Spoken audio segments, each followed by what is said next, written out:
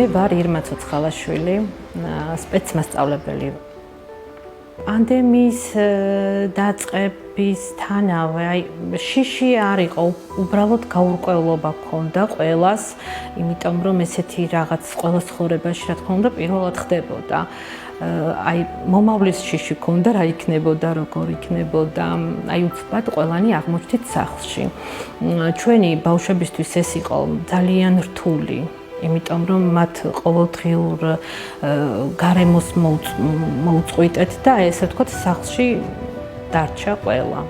აქტივობებზე მეტად ამ დროს მათ ჩვენი თანადგომა სჭირდებოდა, ანუ დაენახათ ის რომ ჩვენ ისევ მათთან ერთად ვართ და ბევრი არაფერი შეცვლა გარდა იმისა რომ ვართ დისტანციურად. ანიკო როგორ ხარ? ანიკო ვცდილობთ მარტივი მასალით და რესურსით გავაკეთო, იმიტომ რომ ყველასთვის იყოს ხელმისაწვდომი, ვთქვათ, ის აქტივობა, რასაც ვაკეთებთ. დავიმახსოვრეთ, ხო?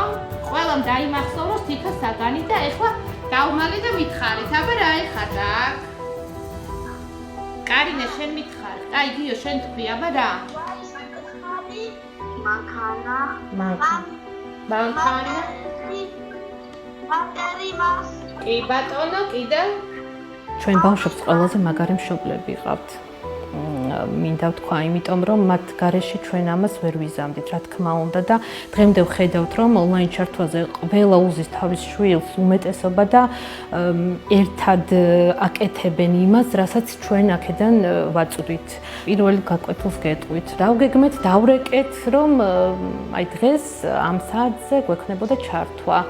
და 10 წუთით, 15 წუთით ადრე დაიწყეს რეკვები, მას რატომ დაიგვიანეთ, მას ხომ არაფერი ხდება, ანუ გველოდებიან, აი ანთებული თვალებით გველოდებიან მართლა, რომ რეკავთ, მათი ემოცია არის, არ ვიცი, სასწაული, აი ყველაზე დიდი ბედნიერებაა ჩემთვის და სხვათა შორის ამ პანდემიამ დაგვანახა, როგორ ვართ ერთმანეთთან მიჯაჭვულები, ოღონდ მართლა, აი არ შეგვიძლია არც მათ ჩვენ გარეშე და არც ჩვენ მათ გარეშე და ერთადერთი რაც გვენატრება ეს გარემოა, ყოფნა გვენატრება ყოველდღიურად, რა დროსაც ვატარებდით და რასაც ვაკეთებდით.